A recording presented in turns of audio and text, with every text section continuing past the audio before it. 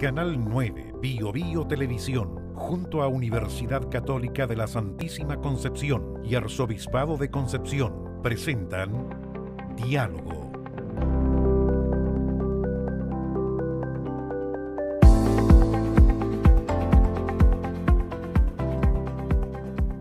Aquí estamos nuevamente con nuestros profesores y alumnos de audiovisual y multimedia de nuestra universidad, el Arzobispado y Canal 9 Bio Televisión, para conversar de temas interesantes, para generar diálogo, para generar cultura. Y hoy día vamos a hablar del contexto mundial, contexto internacional, del contexto chileno en los ámbitos de corte social. ¿Qué es lo que está pasando? ¿Cuáles son las grandes líneas hacia donde vamos conduciendo nuestra sociedad en general? Y para ello tenemos dos buenos invitados que sin lugar a dudas nos van a dar luces. En primer lugar está don Luciano Parra, administrador público y licenciado en Ciencias Políticas y Administrativas, y es director de la carrera de Administración Pública de la Universidad San Sebastián.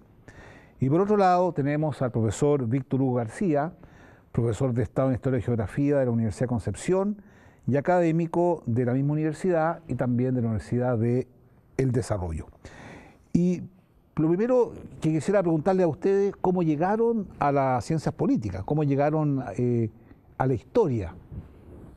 Don Luciano. Sí, primero que nada saludar al Monseñor y agradecer esta invitación, que desde el punto de vista muy personal me parece muy interesante que podamos dialogar de estos temas que a veces se nos van quedando en la agenda del día a día. También saludar al profesor Víctor Hugo, que es un importante profesor y destacado profesor de nuestra región, y por lo cual me genera mucho orgullo compartir este panel. En mi caso muy personal fue más bien una creación a partir de la juventud en materia de trabajos sociales, voluntariado, mucha acción social de la Iglesia, que me llevó a ir encontrando en lo público una visión donde uno podía desarrollar cosas. Pero antes de ejercer en la carrera de Administración Pública estuve 15 años vinculado a la Administración del Estado en distintos lugares, la Administración Regional y Municipal, y ese fue el desafío. Encontrar en lo público alguna puerta, un camino para poder dar solución a problemáticas que uno veía como joven, que a veces la sociedad no la abordaba. Ya. ¿Y usted, profesor, cómo llegó a...? Bueno, llegué por la geografía primero, saludar, en primer lugar, muy grato compartir, gracias por tu palabra. En realidad, desde chico a mí me gustó mucho la geografía. Empecé por ahí a ocultar geografía, me fui por el lado de la geografía política, de ahí llegó la historia, empecé a encontrar los nexos que esto tenía.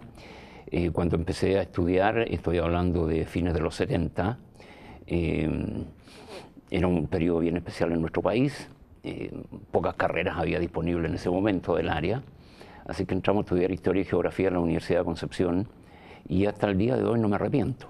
Después en el camino fui abarcando otros ámbitos, me acerqué más a la ciencia política, que me encanta el área, y finalmente en la subespecialidad avancé hacia actualidad internacional y relaciones internacionales. Yeah.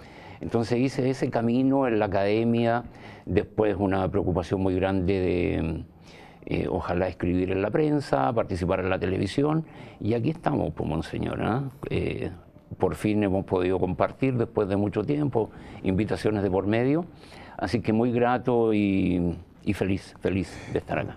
Díganme una cosa, bueno, ustedes son académicos, ¿en qué está ahora? ¿Qué está investigando?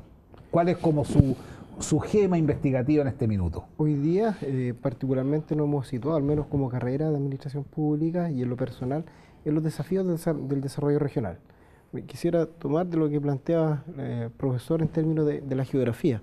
Hoy día el territorio es el que nos está hablando. El territorio nos está hablando en la región del Biobío, el territorio nos está hablando en el país y el territorio nos está hablando en el mundo. A ver, ¿qué nos está diciendo? El territorio, la ignorancia. Pero... Sí, el territorio en Chile nos dice desde medidas administrativas.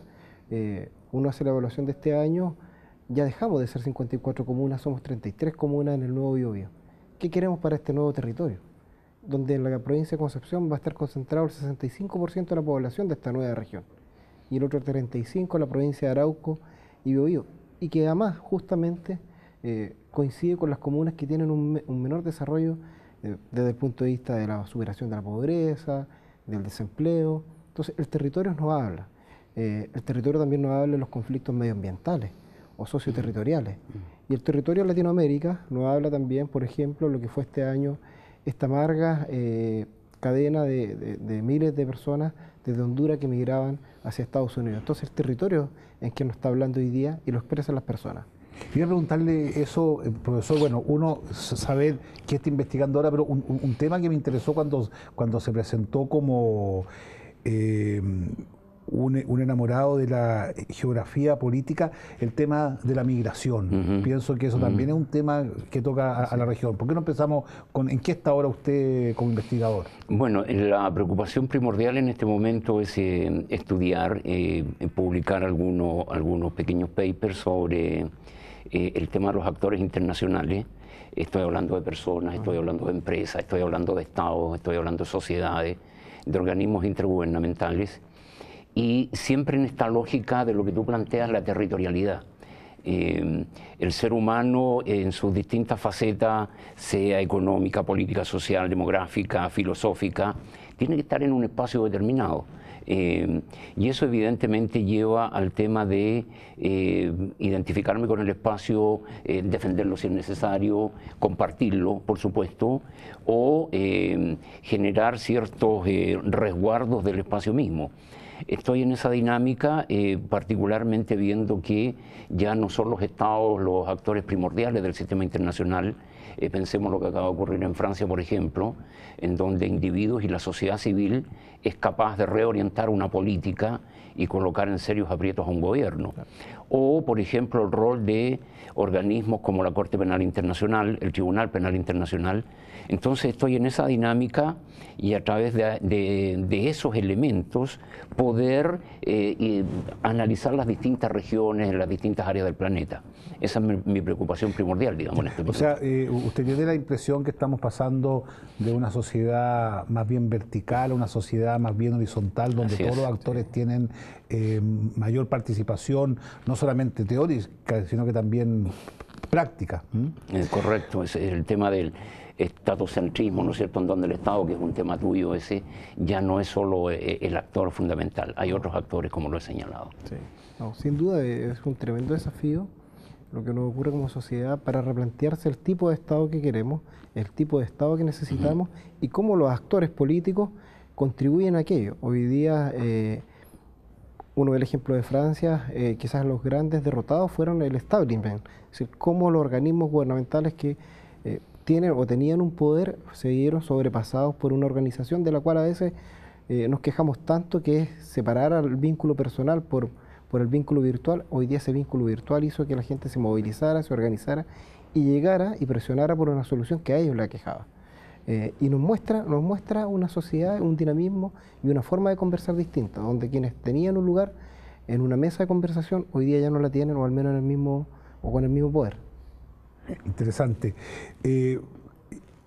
Otro tema que quisiera que lo abordaran desde sus propias perspectivas es el flujo migratorio. Yo al menos he visto con mucho dolor y también indignación lo que planteaban estas personas de Haití cuando se devolvían. Decían cosas terribles que hay que escucharlas atentamente. No nos sentimos acogidos, nos dijeran que venían a una cosa y resultó ser otra, no teníamos trabajo, etcétera. ¿Cómo ve eso y cómo vincula a otros flujos migratorios tan notables como de América Central hacia Estados Unidos? Lo mismo está pasando África hacia Europa, todos los países que están en guerra, que emigran. ¿Qué está pasando ahí? Yo diría primero desde lo local, identificar que las corrientes migratorias nosotros también las vivimos. Cada vez más somos un país que nos vamos centralizando. 6 millones de habitantes en la región metropolitana demuestra que el país se ha ido despoblando de sus regiones a concentrar en un lugar determinado. Y lo mismo también nos pasa al interior de las regiones. Cómo hemos ido perdiendo la ruralidad y de mano de aquello, la identidad y los valores y tradiciones que uno acostumbraba. Ahora, si uno lo saca en el contexto de lo que nos ha tocado vivir en estos últimos años, sin duda alguna, que quienes han venido de Haití se han ido hoy día con el rompimiento de una esperanza y una expectativa. y que nuestra sociedad de carácter tradicional no estaba acostumbrado, ¿no? Era muy ajeno para nosotros ver a extranjeros, o al menos de la naturaleza en que son quienes viven o quienes vivían en Haití. Y eso hizo que se rompiera algo que para el chileno ocupaba una tradición. Afortunadamente, para uno que le corresponde y tiene la oportunidad de trabajar con jóvenes, ellos hoy día tienen una nueva mirada. Sí. Una mirada absolutamente de integración, distinta a quienes cargamos una mochila de los tiempos de la edad un poco más pesada. Los jóvenes hoy día nos están dando las pistas, las luces de cómo debemos integrar. Y cómo también ellos miran el territorio de manera muy distinta, a la cual nosotros la entendíamos muy con cortes más bien de carácter dogmático. Sí, bueno, una de las grandes variables del sistema internacional hoy es el tema migratorio, que, bueno, eso es histórico. Si uno estudia Europa, por ejemplo, no se entiende Europa sin las migraciones, evidentemente y preferentemente migraciones de étnica blanca, desde los primeros indoeuropeos, pasando por los germanos, los eslavos, y también con componentes amarillos. Entonces, Europa es un continente de migraciones, América ha sido poblada desde otro lado. Entonces, este fenómeno histórico hoy tiene un impacto mucho más profundo porque hay carencias de soluciones en determinadas áreas geográficas. Hay estados fallidos, hay conflictos, hay problemas de gestión política, hay hambruna, hay diferencias religiosas, guerras civiles a fin de cuentas, y todo esto ha motivado un movimiento poblacional que en las distintas áreas repercute muy fuerte. Europa está con el tema muy encima. Lo más probable es que, por ejemplo, a Angela Merkel le cueste el gobierno el tema de la migración al haber acogido 1 millón de migrantes en el 2015, porque en el resto de Europa no encontró la solidaridad de vida. En nuestro caso, nosotros estábamos un poquito alejados del tema, no nos había impactado tan fuerte hasta que se produce la migración de nuestros compatriotas latinoamericanos haitianos, que yo uso ese concepto, compatriotas latinoamericanos, que ahí sí también tengo que hacer una adenda en orden a que en algún momento habrá que investigar por qué se produce este flujo tan masivo en tan corto tiempo. ¿Qué pasó allí? ¿Quién impulsó esto? ¿Quién se benefició de esto? ¿Ya? Indistintamente de eso, esa población llegó y evidentemente el país no estaba preparado mentalmente ni en su estructura política y jurídica, y no supimos dar una respuesta adecuada, desafortunadamente. ¿Puedo hacerle una pregunta a propósito de Alemania? Europa es un país donde la natalidad ha descendido drásticamente, donde hay un aumento significativo de las expectativas de vida y los adultos mayores, digamos, son un elemento, son un grupo importante de la población. ¿Usted cree que Alemania necesitaba a ese millón de inmigrantes que dejó entrar o no? En el fondo. Bueno, el tema, por ejemplo, en Alemania la migración viene desde los tiempos de la Guerra Fría, hablando de la República Federal Alemana, que era la más dinámica, y ahí, por ejemplo, hay que rescatar el caso de la migración de la población turca en los 60, 10%. Que el Estado incentivó, que llamó, ¿no es cierto?, por necesidad de mano de obra. Después incluso desde el Estado se desarrolla una política para incentivar que esas personas llevaran a su familia, todo en esta lógica de acoger, de tomar, por supuesto, en el buen sentido de la palabra, mano de obra. Por lo tanto, allí hay un antecedente histórico. Pero Alemania post-90 tiene que acoger a sus otros hermanos de la ex República Democrática. Y eso significa inversión, significa acoger también a otro que se supone que era mi hermano. Y Alemania todavía sigue en esa política de homologar las dos áreas. Entonces, el tema del 2015 es que es 1 millón de personas en un mes, 2 meses. Un tema que yo no manejé, un tema que me llegó a la puerta y que me sobrepasó. Entonces, evidentemente que hay necesidad de población joven en Europa, es un continente que está envejeciendo y ese fenómeno lo tenemos en nuestro país también. Entonces, sí, la respuesta inicial es sí, pero no en tan corto tiempo y no en esa cantidad. Bueno, de hecho, el 2025 el número de adultos mayores va a ser igual al número de niños entre 0 y 15 años. Claro. O sea, ahí va a haber un problema que tiene que ver también con las pensiones, que tiene que ver con la fuente de trabajo, etcétera. Quisiera hacerle una pregunta más macro, pero creo que es importante. Si uno mira algunos elementos de desarrollo, por ejemplo, en el ámbito tecnológico, realmente extraordinario. Si uno ve, por ejemplo, la inserción de personas, en Chile también, con acceso a la universidad, uno ve que hay cambios. Pero todavía hay brechas en Chile, en América Latina y en el mundo entero. ¿Cuál sería la crítica o los aspectos que ustedes como cientistas políticos, no como economistas, habría que hacerle al sistema, cómo nos organizamos nosotros para convivir? Porque claramente hay situaciones de injusticia muy profundas. Hay países que todavía no logran llegar a $1.000 per cápita, con expectativa de vida 40, 45 años, etcétera. ¿Cómo ven ustedes este panorama más global que de alguna manera también se reproduce en Chile? Hay varias cosas que pasan afuera que de pronto uno no logra internalizar.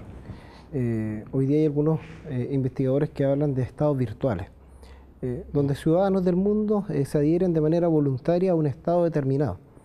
Y lo hacen por conveniencia, por afinidades, por intereses. Y esto está demostrando, al igual que el Bitcoin o las monedas electrónicas, está mostrando una nueva realidad del mundo, que va sobrepasando lo que día a día vemos. Y eso no está en correcta relación con los avances gubernamentales, independiente de lo que puede suceder en Chile, sino que más bien cómo somos capaces de adecuarnos a lo que afuera, o lo que la comunidad internacional o los ciudadanos del mundo nos están señalando.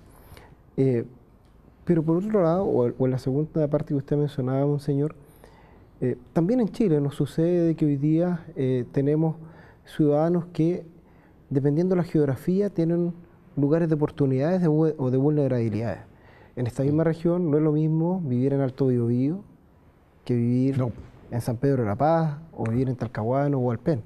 No es lo mismo vivir en Tirúa, o en Los Álamos, o en Contulmo, que vivir en alguna de las comunas del Gran Concepción. Claro. Tanto por el acceso a salud, por el acceso a educación, por el acceso a vivienda, y nos da la impresión que con el corte o la medición numérica quedamos todos medidos en función de indicadores similares, pero que no logran identificar las respectivas identidades y las respectivas variables que hay en cada uno de los territorios. Y eso es un tema que tanto las autoridades respectivas, pero también, y en esto me parece que es muy importante el rol que pueden jugar las universidades, y en esta región que es universitaria, cómo somos capaces de generar datos locales, datos regionales que nos permitan evidenciar las distintas realidades que hay en los distintos territorios. De lo contrario, siempre vamos a seguir sobre conversaciones estándar, más en un estado como el nuestro, que es un estado de carácter unitario, donde hay un corte de la política central para todo el país, pero sin mirar lo específico, que es lo que nos va a generar diferencia. Que es la diferenciación. ¿Y usted a nivel más global? Bueno, ahí, por ejemplo, se puede aproximar uno al tema desde el punto de vista de las desigualdades, ¿ya? Y evidentemente las carencias. Estamos en este momento en otra etapa de la revolución industrial, que es el tema tecnológico, el tema de la interconexión. Hay algo que se llama la interdependencia compleja, que vincula a los distintos actores a nivel internacional, la sociedad, los individuos, y que incluso algunos autores neoliberales lo vinculan con el famoso efecto mariposa, algo que pueda pasar en otro extremo, ¿no es cierto?, me va a rebotar acá, económicamente, socialmente, tecnológicamente. Entonces, en este mundo que cada vez es más dinámico en ese sentido, si yo desde el Estado o desde las sociedades no soy capaz de incorporar esta nueva dinámica, me voy a ir quedando atrás en relación a mis pares, estoy hablando de estados, y si no lo hago a su vez con los ciudadanos, como tú lo planteas, voy a ir generando diferencias al interior de los estados. Hoy es vital tener acceso a la información, es vital tener un computador relativamente bueno para conectarme. Yo puedo tener allí acceso a distintas fuentes de información. Entonces eso sí lo llevo a temas como la telemedicina, por ejemplo, o a temas como la interacción educativa, yo evidentemente voy a generar beneficio, pero también diferencia. ¿Qué pasa si yo no tengo acceso a esos medios dentro del país? Voy a generar diferencia y desigualdades. Y si no tengo similitud de accesos a su vez entre Estados, se van a generar estas diferencias. Y eso está ocurriendo. Entonces las diferencias tradicionales por ingreso se suma a esto ahora y que van concatenadas. Las posibilidades de dar soluciones médicas, soluciones educativas, etcétera, etcétera. La palabra que surge ahí es malestar, un malestar generalizado. Sí. ¿Usted percibe eso en general? Me atrevería a decir que quizás hay una falta de cumplimiento de expectativas.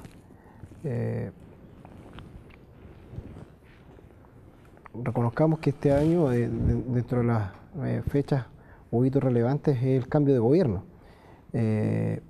Y eso hace que el votante en algún minuto en su manifestación de la expresión ciudadana lo haya hecho con una expectativa determinada. Y hoy día ese malestar va de la mano con esa expectativa que tuvo a lo mejor por un cambio sustancial, aun cuando los números nos muestren que no hay muchas diferencias entre lo que fue el 2017 y el 2018, pero es más bien aquella esperanza que todos anidamos en lo más profundo de cada una de nuestras vidas en el poder estar mejor. Y eso nos lleva a poder tener miradas distintas. Me parece que más bien es aquello, es cómo nos sentamos y el no cumplimiento de alguna expectativa nos llevan a no tener o tener una frustración en lo que esperamos. Ahora, ¿usted piensa que resuelta la desigualdad, que sería algo muy necesario, el hombre va a encontrar quietud en el alma, o piensa que hay otra realidad o necesidades mucho más profundas que no están todavía satisfechas y que generan este malestar? Pero eso lo vamos a ver en la segunda parte de nuestro programa. Bueno, aquí estamos en Diálogo, escríbanos @pediálogo. Este es su programa, nos interesa que podamos reflexionar sobre los temas que nos inquietan. Hacemos una pausa y volvemos.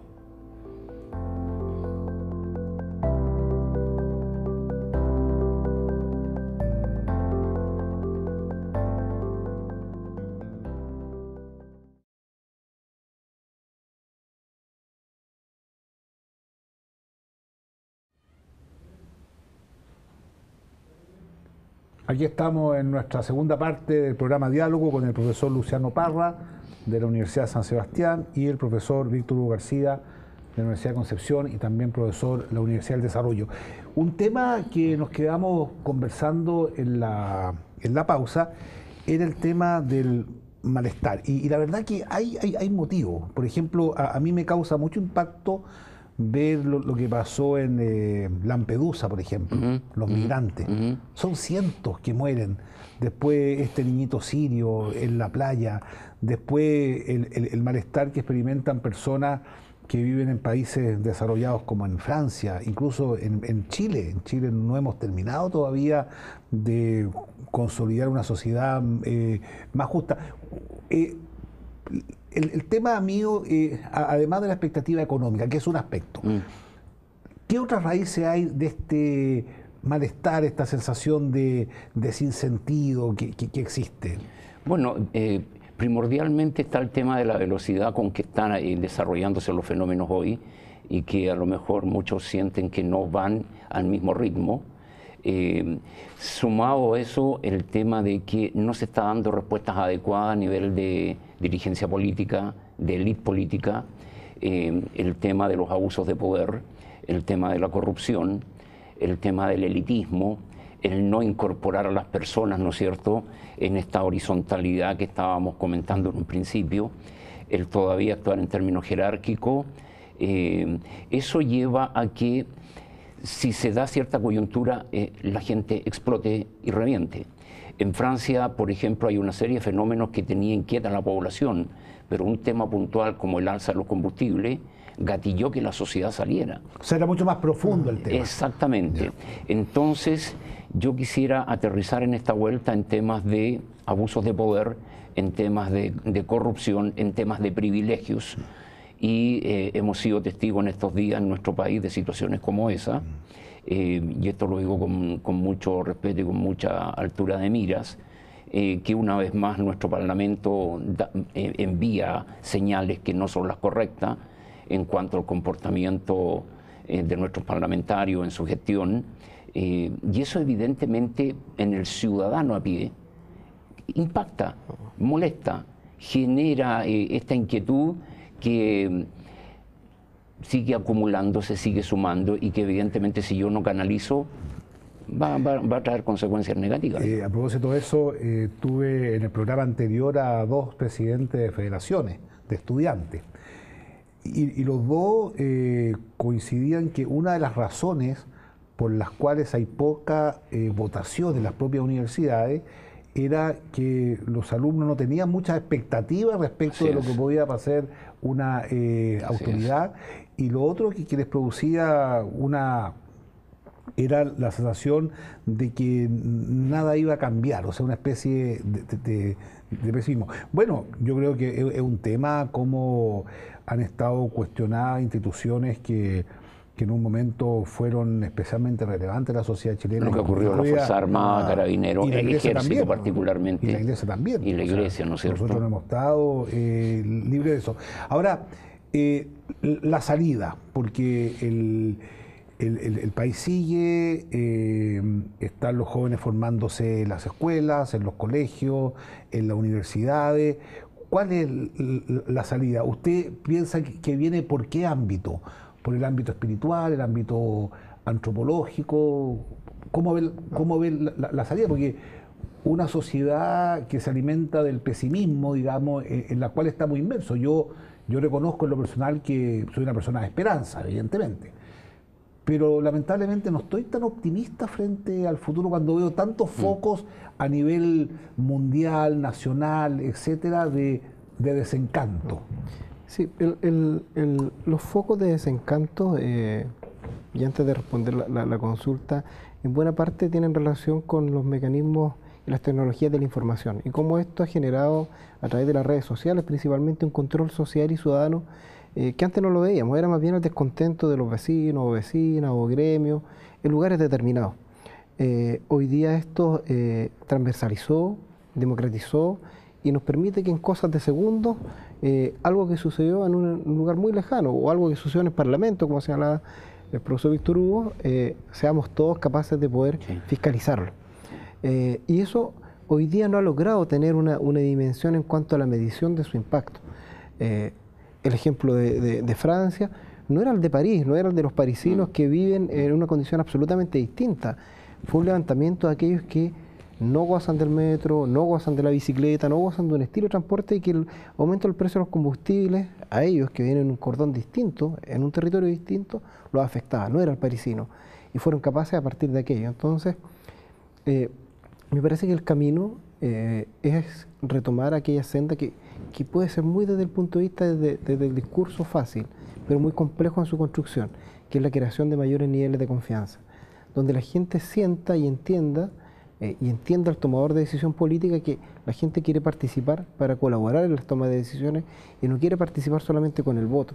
La gente hoy día nos está dando señales en cuanto a dónde quiere equilibrar o generar desequilibrio en cuanto a la construcción de sociedad.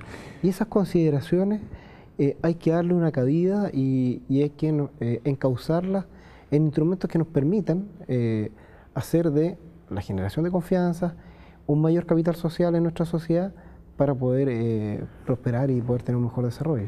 Bueno, yo percibo desde mi perspectiva, y creo que su opinión va a ser interesante, yo veo una ecuación difícil de resolver, porque por un lado el sistema funciona en torno al individualismo. Sí. O sea, tú desde que naces compites con otros, y eso se nota en múltiples factores.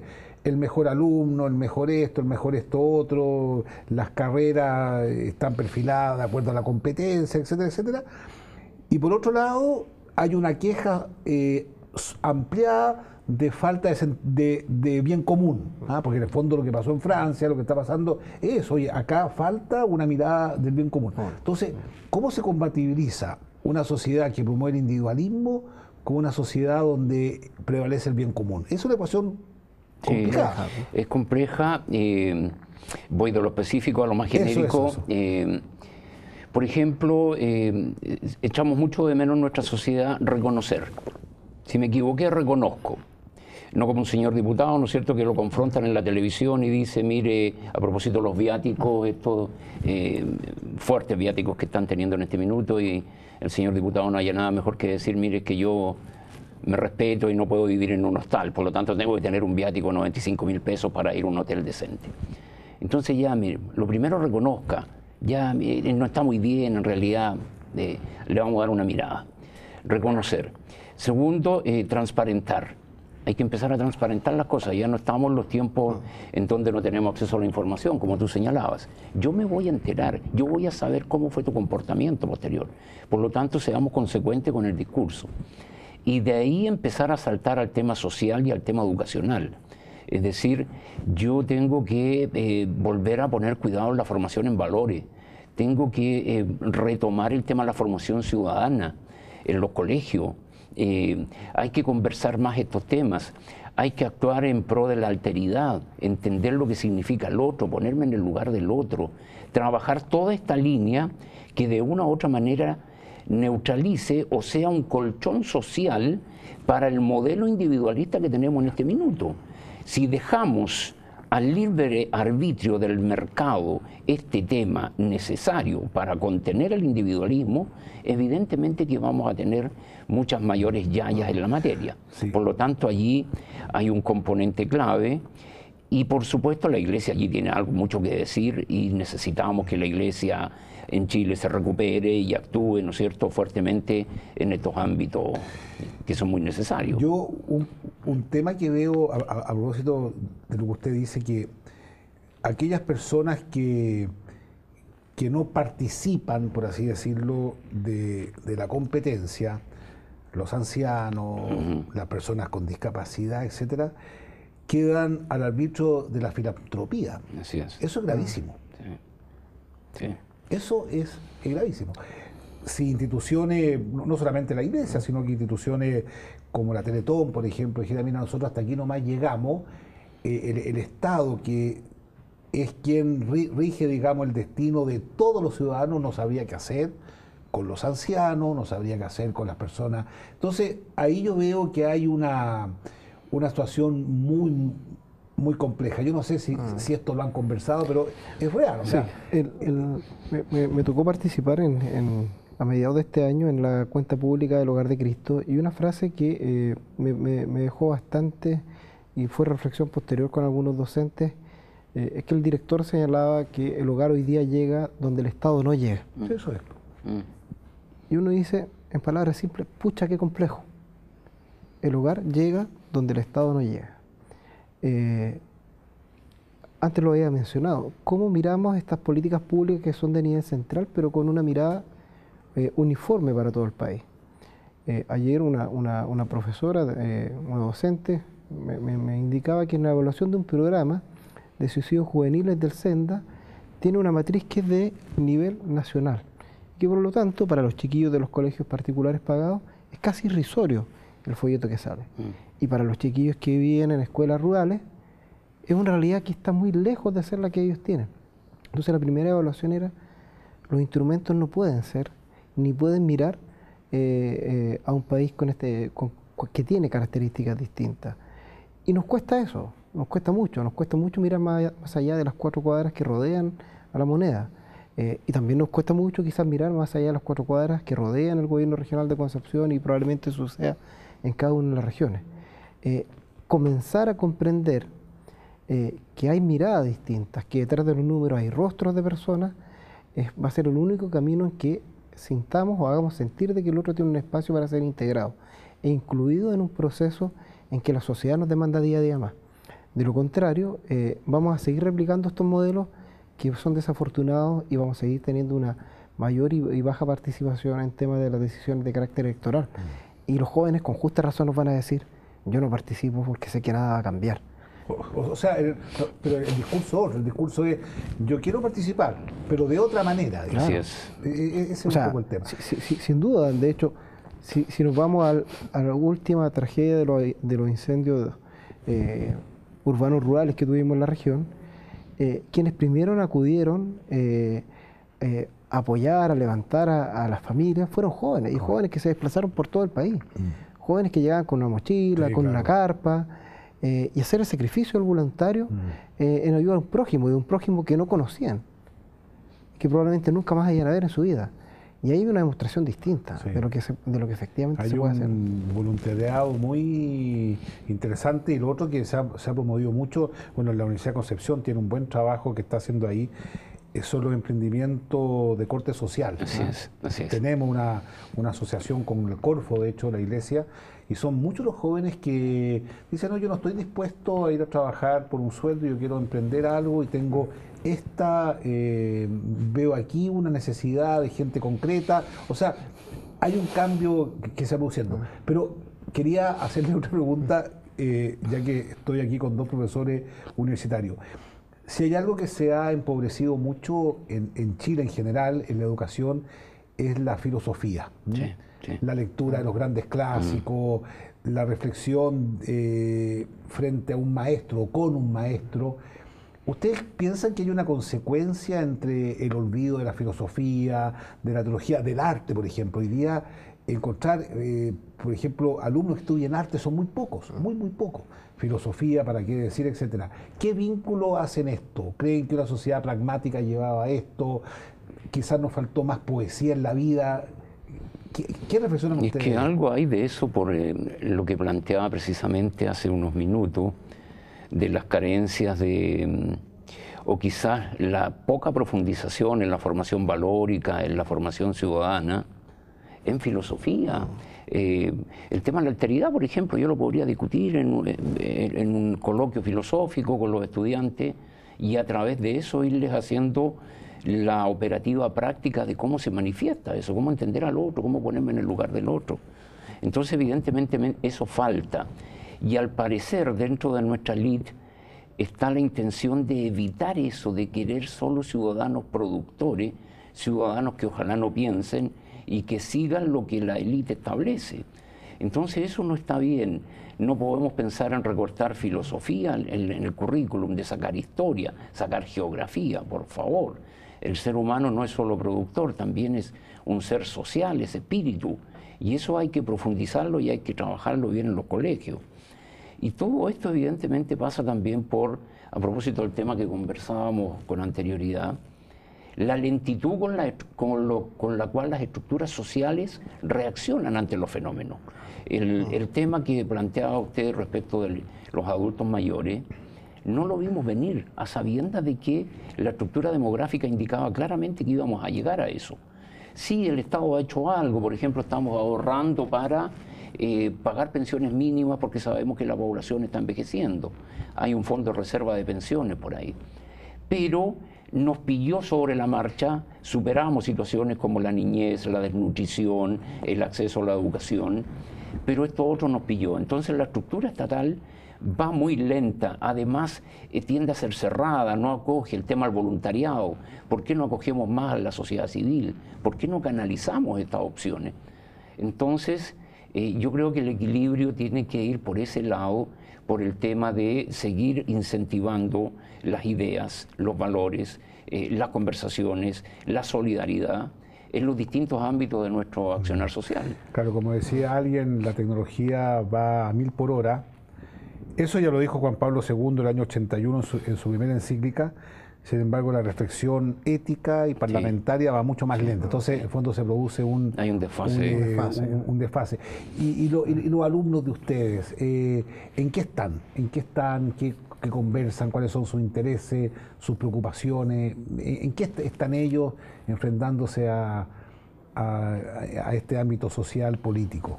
Uno de los grandes atractivos y motivaciones de estar en la academia es poder contar con estudiantes que de manera constante y permanente van ingresando y por lo tanto van llegando con sus visiones. En el caso nuestro tenemos estudiantes no tan solo en nuestra región, sino que de lo largo y ancho del país, y que cada cual llega con sus miradas.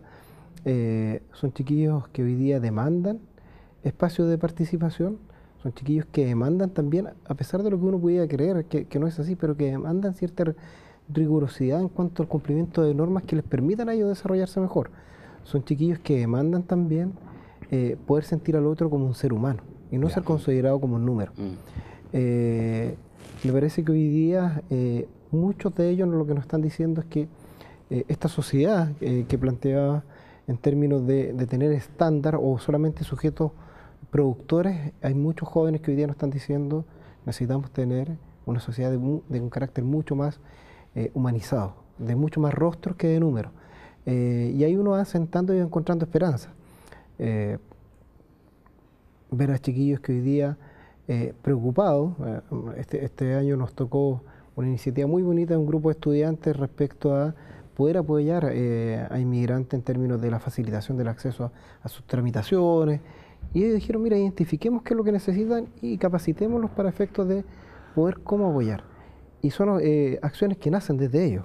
No es una acción que algún profesor les diga, desarrollemos esto, no. Una cuestión muy personal en pos del otro. Como decía alguien, menos WhatsApp y más abrazos. Sí, claro. Parece algo que así. estamos demasiado. ¿Usted cree que hay un libro interesante de un colombiano, Restrepo, que habla de la revolución de la ternura? ¿Usted cree que esta dimensión de amor, literalmente, de ternura del ser humano se ha ido perdiendo un poco? Absolutamente. Y en eso, bueno, en eso yo soy optimista y tengo mucha esperanza en nuestras generaciones jóvenes, en nuestros estudiantes. A pesar de lo que puede significar el celular, ¿no es cierto? Que de repente estamos en un grupo y cada cual con su celular y no pasa nada con la interacción social, ¿no es cierto? Y afectiva. Pero sí, necesitamos más abrazos, necesitamos más mirar las caras, necesitamos escuchar, sobre todo, saber escuchar. De repente somos también un poco egocentristas de que yo hablo, y bueno, pero también sepa escuchar. Lo que dijo usted, encontré interesante esto, en el fondo reconocer los errores, o sea, reconocer la propia cuesta mucho fragilidad. eso, sí. Cuesta. Claro. Sí, Bueno, lamentablemente se nos acabó el tiempo, pero ha sido un gran programa, nos da luces y realmente doy gracias, digamos, a Dios, a todos quienes nos colaboran, de que podamos tener un espacio de conversación donde no nos interesa agredirnos ni nada que se le parezca, sino que sencillamente buscar luces para pensar y para actuar en lo que todos queremos, una sociedad mejor, más justa, más equitativa. Aquí hay un libro de poesía a propósito de esto, de un sacerdote español, el padre Cecilio, que lleva más de 50 años en Chile, en la arquidiócesis también, y que tiene este anhelo de manifestarse a través de la poesía. Bueno, quisiera agradecer a quienes nos han visto. Esperamos contribuir a una sociedad donde se dialogue. Siga escribiéndonos, su opinión nos interesa. Muchas gracias.